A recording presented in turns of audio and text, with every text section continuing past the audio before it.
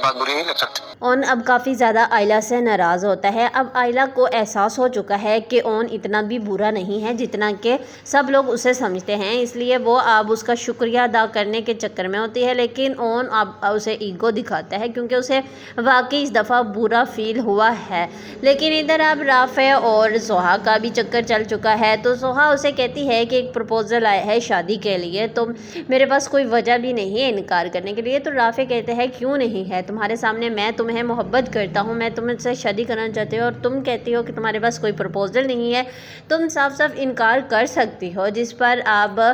کافی زیادہ خاموش ہو جاتی ہے سہا۔ لیکن ان دونوں کی باتیں اب آئلہ بھی سن لیتی ہے، اور آئلہ کو احساس ہو جاتا ہے کہ وہ رافع سے محبت کرتی ہے، اور اتنا تو اسے بھی پتہ چل چکا ہے کہ رافع برا انسان نہیں ہے، اون کی طرح وہ بھی ایک زندہ دل لڑکا ہے۔ تو جس طرح سے اون کو دوسری عورتوں کی عزت کرنے کا پتہ ہے، اپنی بیوی کا کس قدر خیال رکھ رہا ہے، تو یقیناً رافع بھی ایک اچھا ہی انسان ہوگا، اس لیے اسے کوئی اعتراض نہیں ہوگا۔ لیکن فی الحال تو وہ اون کی پریشانی میں ہے، اون کو سمجھاتی پھر رہی ہے، منا رہی ہے، لیکن اون بھی اس دفعہ اسے بھی اچھا لگ رہا ہے کہ